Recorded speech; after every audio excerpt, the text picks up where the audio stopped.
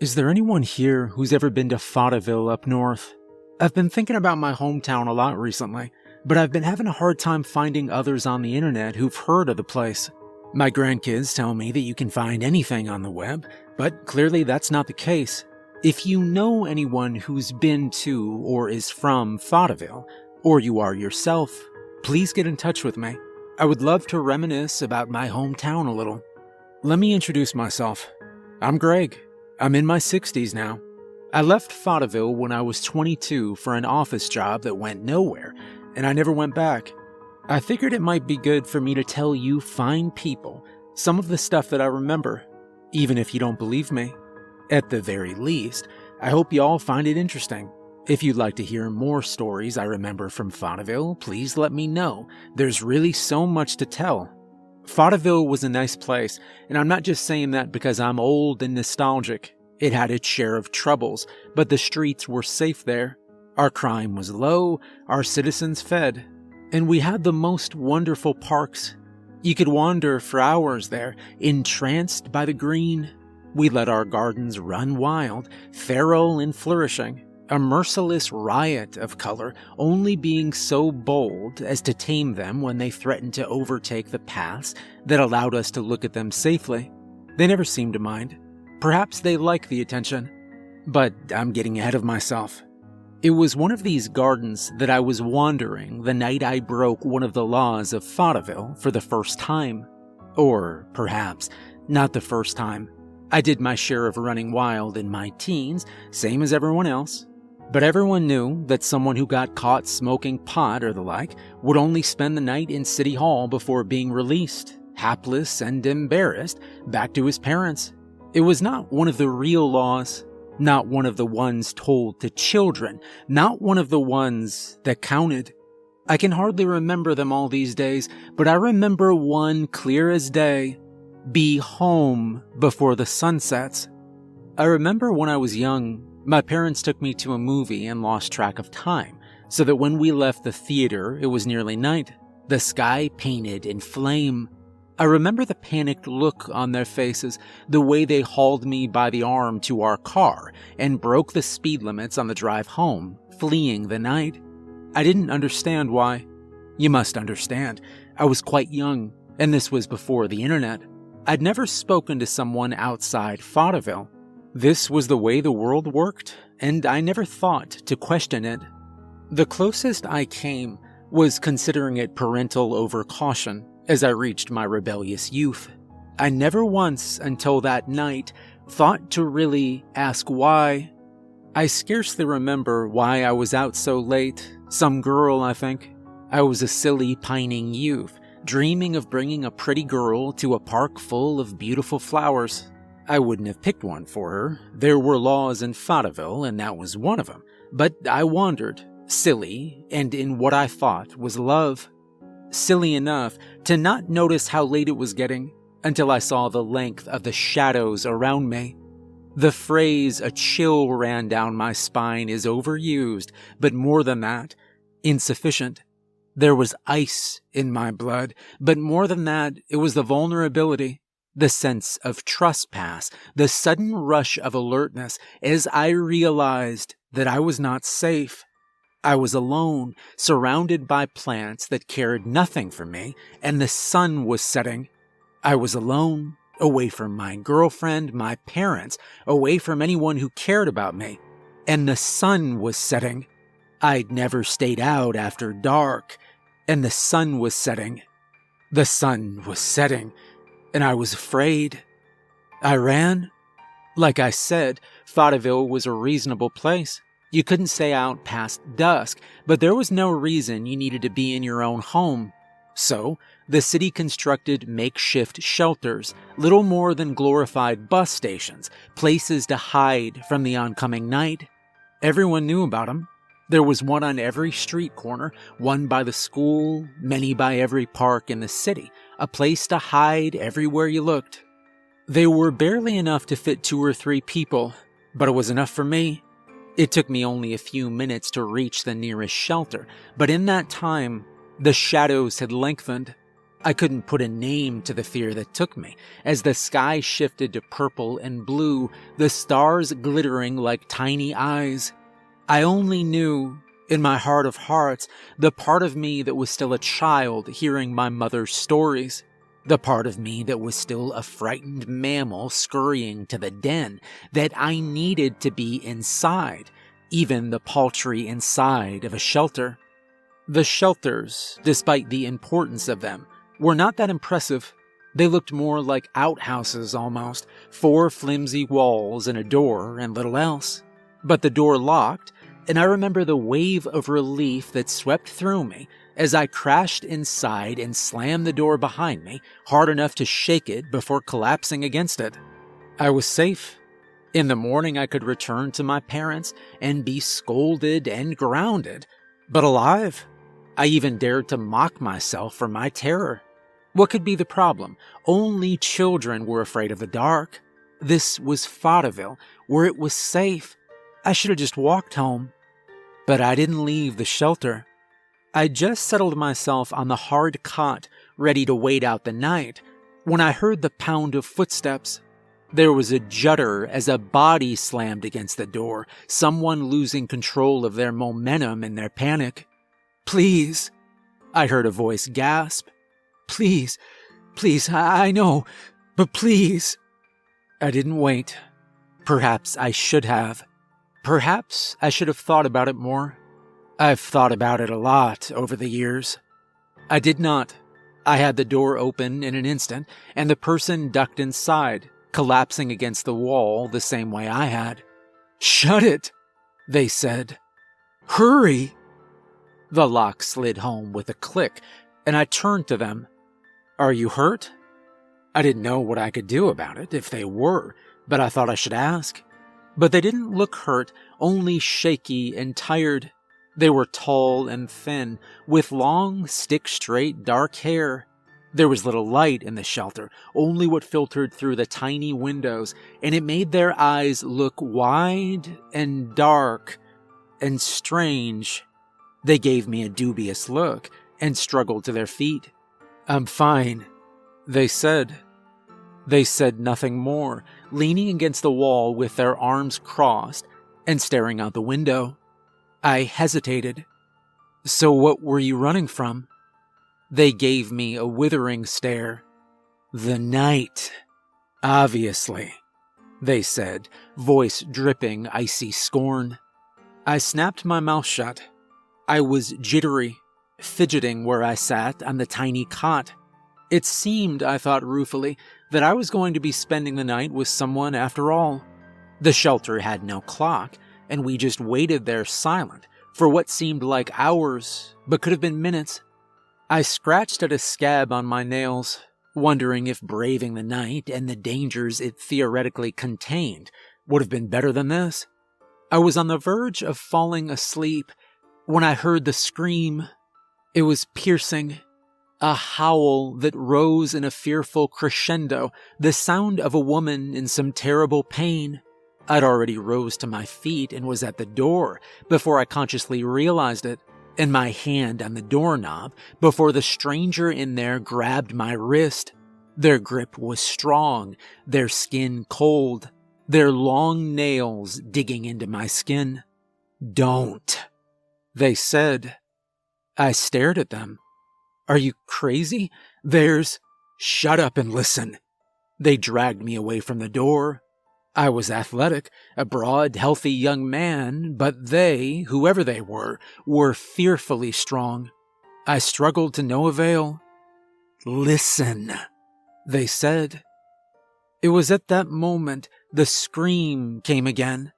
I hissed through my teeth, yanking against their vice-like hands on me, when something occurred to me.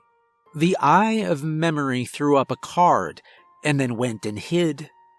It had been the same scream, the exact same scream, the same wailing, shrieking crescendo, like a recording played over again.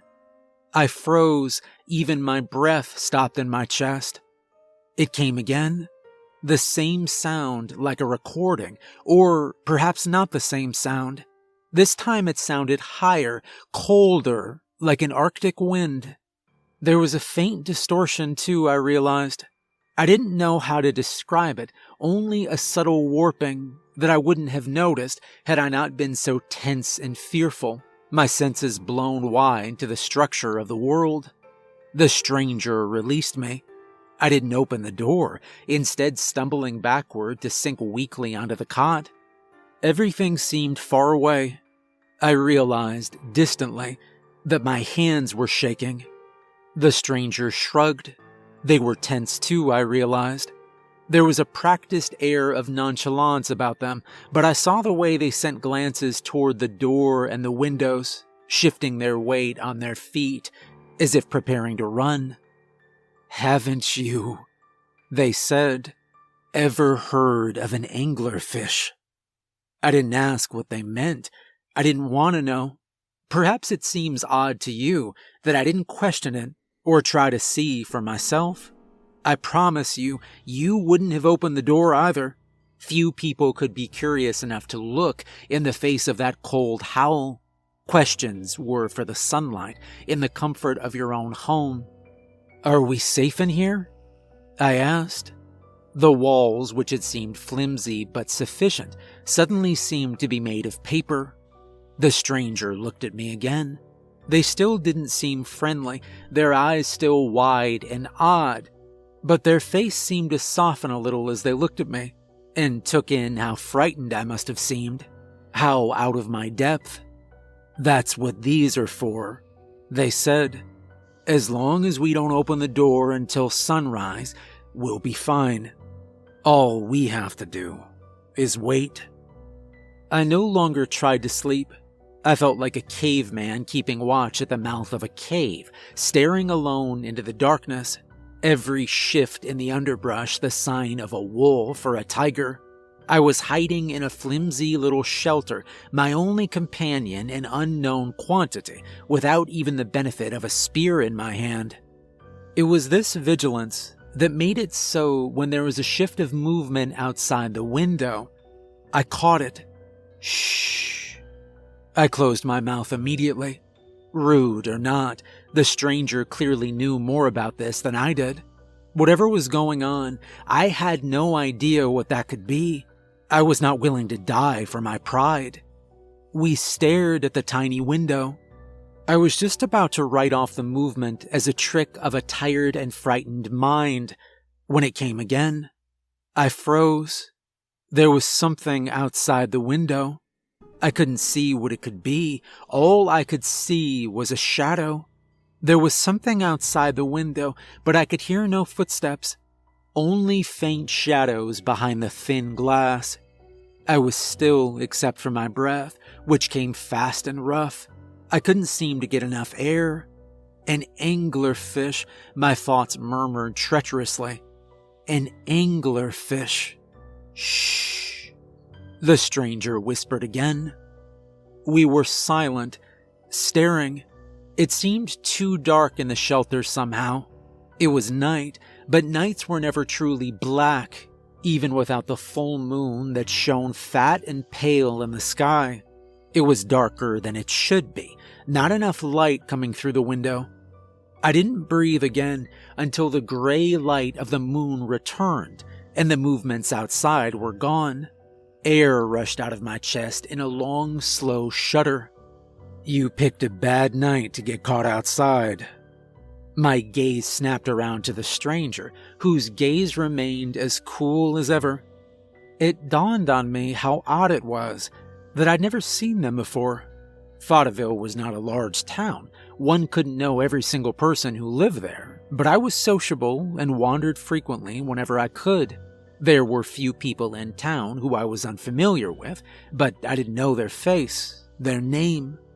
At the time, I didn't ask. Something about doing so just seemed wrong. "How so?" I asked. They turned their eyes back to the night outside. "Bad night," they said again. "Lots of folk about. Would have been better to stay indoors. Follow the laws," they said. "What do you mean by folk?" I replied. All I received in return was a disdainful stare. "Weren't you taught anything?" I was silent and resolved to ask my parents when morning came and I could get out of this alive. Carefully, I ventured instead. "Why were you out so late?" They shrugged. "Visiting." There was no elaboration given. I wasn't sure if they were being intentionally opaque or if they didn't realize more information was usually given, but I let it slide. They were here and they were helping me. That was the important thing. I couldn't keep precise track of time, but it seemed only a short while before the next attempt came. 3 sharp knocks on the door, and then the voice, masculine and professional. "Are you folks all right in there?" I jumped. Hearing another person's voice was strange somehow. We'd left the real world for the realm of confusion and shadow, and hearing a police officer seemed so strange. It felt incongruous. "Yes, officer, we're all right," I called. Next to me, the stranger tensed up, their wide, dark eyes focused on the door. "Don't open the door," they whispered. Their voice was soft, but I could hear them clearly. "What? It's a cop," I said. And then I remembered the anglerfish. The knocks came again. "Do you mind if I come in and take a look?" the voice outside said. It sounded so normal. That was the worst part. It didn't have the distortion the scream had had. It sounded like a man's voice, tired and waiting to get off his beat and go home. But I knew the police officers in Fayetteville. My father was one, and I'd met most of his colleagues. I didn't know this voice. I stayed silent, staring at the door. "Hello?" The police officer's voice was frustrated now. "Open this door." The stranger and I said nothing. A snarl, a low, furious snarl, knocking harder and faster. "I could have you folks arrested. Open this door." After another minute or so of silent waiting, whatever was outside hissed. It wasn't like a person hissing, not really like the sound of a snake either. More than anything else, it seemed like the sound of the wind rustling through dry grass. Then, footsteps, walking away. Was that the same thing as before? The stranger shrugged. We didn't speak. I couldn't bring myself to find words to say, only to sit on the cot and stare tense at the thin door, the windows that could possibly be shattered with one blow. Small talk was for the real world, the sunlit world, the world that I understood. Still, somehow I found it in myself to be bored even in my terror. One can get used to even fear if you feel it for long enough. The only thing besides us in the shelter was a tiny shelving unit shoved into the corner. It had nothing on it except a container of salt that I found to be mostly empty and a tiny book. I don't remember the contents, only that it was one of those dime store novels. I hefted the container of salt, considering. It seemed appropriate somehow. I remembered something my mother told me. Salt, she'd said, was important. "Keep that," they said. I looked over at the stranger. They were still staring out the window into the alien night. They glanced over at me, eyeing the salt container with a look of dubiousness before turning their gaze back to the window. "We might need it." "We might?" I asked. "Just keep it," they repeated. "Just in case." I asked in case of what, but they were not forthcoming. I set it back down and opened the tiny novel. The pages were ragged, the spine broken, but it was still readable. I'd finished about a fourth of it when there was a great crash as something landed on the roof. I swore and dropped the book, jumping to my feet. The stranger pushed me back down. "Just wait," they said, but their dark eyes were even wider than before. I sat back down, shaking, eyes fixed on the ceiling. Heavy footfalls echoed through the tiny room as something moved about on top of the shelter. I heard scratching, as if from great claws. The world seemed to hold its breath before, with a sound like a great rush of air, whatever had landed on the shelter seemed to disappear. "I'm never going out at night again," I said weakly. The stranger did not smile, but they made a sound that could have been a laugh if you squinted. We waited in the dark for a while after that. I heard the same scream as before farther off and hoped that everyone knew to stay inside. Sometime after that, there were bells like those on a bridle and the sound of many horses riding together. At that, the strangers seemed to freeze too, holding their breath until the riders, if that was indeed what they were, had disappeared back into the night. Many times I thought I saw a pale face looking in, pressed up against the glass, but when I looked at the window, there was only darkness. I'd almost finished my book when I heard running footsteps. I didn't look up. The image of the anglerfish in the back of my mind. Whatever this was, it was a trick. I knew that. No matter what, I would not open that door. That resolution died as soon as whatever it was reached the door, pounding on it with desperate hands. "Gregory!" I nearly shrieked. "Mom?" The stranger stepped in front of the door, heedless of my mother's shouts. "Don't open it." Their voice was low and cold. I cast a desperate glance towards the window. It was a trick. It was the anglerfish again. I knew I couldn't. "Gregory, please!" My mother sobbed. "Please let me in." I stepped forward. The stranger tensed, but I wasn't going for the doorknob. "Why are you outside this late, Mom?" I called. My mother paused in her weeping, apparently shocked. "Gregory? Why would you ask me that?" I bit my lip. There's no guilt in the world worse than a child betraying a parent. "Why were you out so late?" I said again. I was looking for you." She sucked in a breath, trying to steady herself. "You were gone, and I was worried. Your father, Jonathan, and I." I froze. "My mother," I said, with a bite in my voice, "has never called my father anything other than Joe her whole life."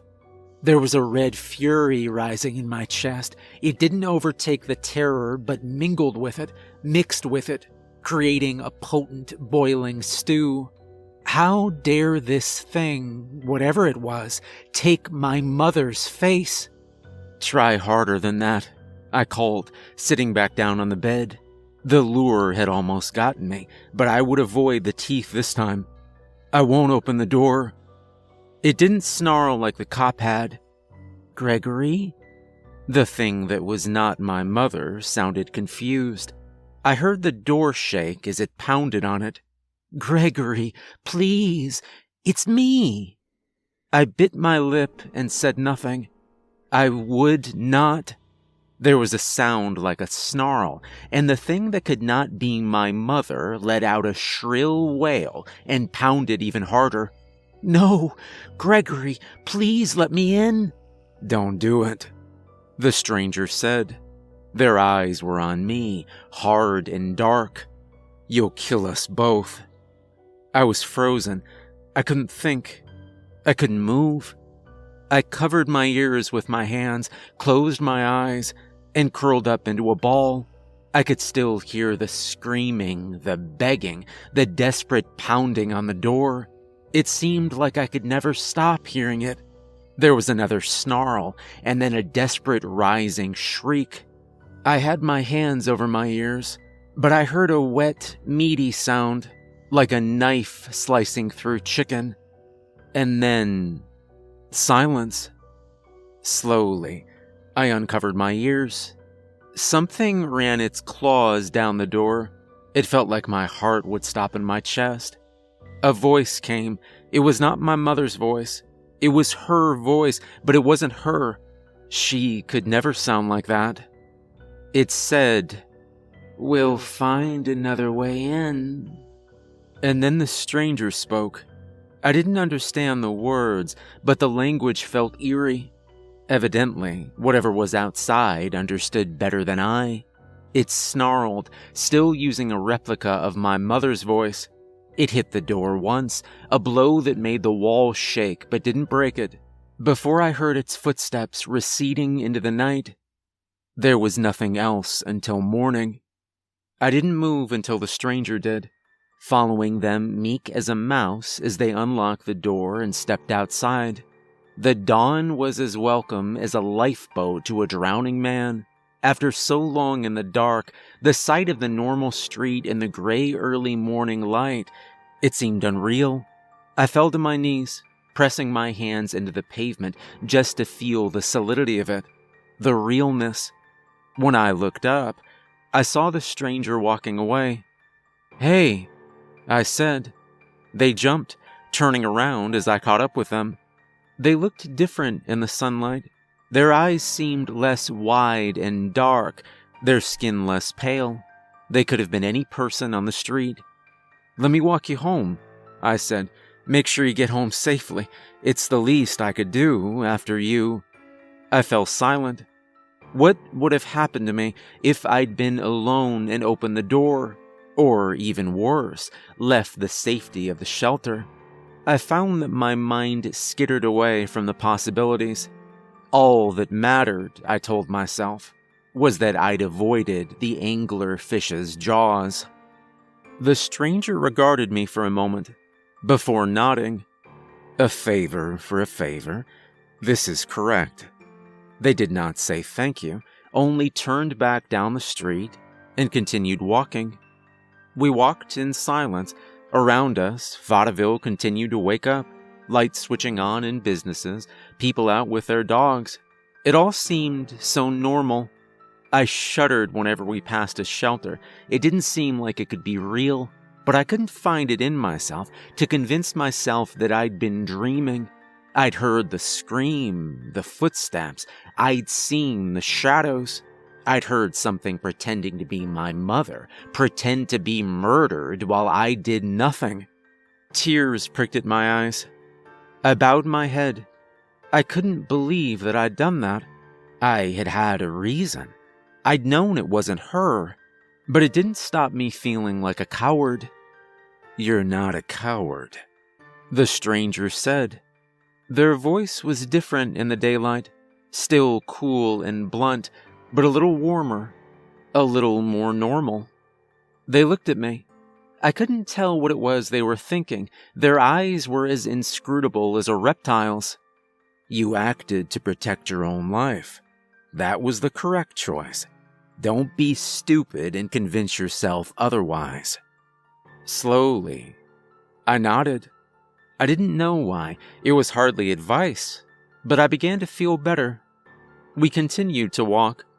I saw a woman coming out of another shelter and waved. I wondered how the rest of the town had fared that night.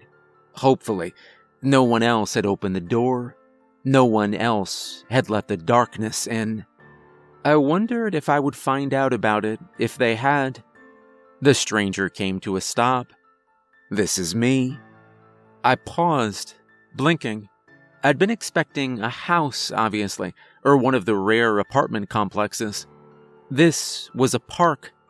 It was different than the one I'd been wandering last night, with less flowers and more trees. I couldn't see in between the trunks, only gray-greenish shadow. I shied away. After this, I wouldn't judge anyone who was scared of the dark. It seemed preeminently reasonable. "Here?" I asked. They nodded and looked at me. "Be more careful next time." I nodded. They didn't need to tell me twice, but they weren't done talking. "This is a good place, but there are laws. If we want to keep it that way, we all have to follow them." They reached forward and poked me in the chest. They were still strong, and I stumbled back. They'd been standing in front of me. When I looked down at their hand for only a moment, they'd been standing in front of me. When I started to raise my head, their shoes clearly in my field of vision, they were not standing in front of me. When I raised my head all the way, staring in an empty street, slowly, I turned to look at the woods. The dark green woods, night caught underneath a canopy. I bowed to the woods, short and respectful, and then I turned towards home.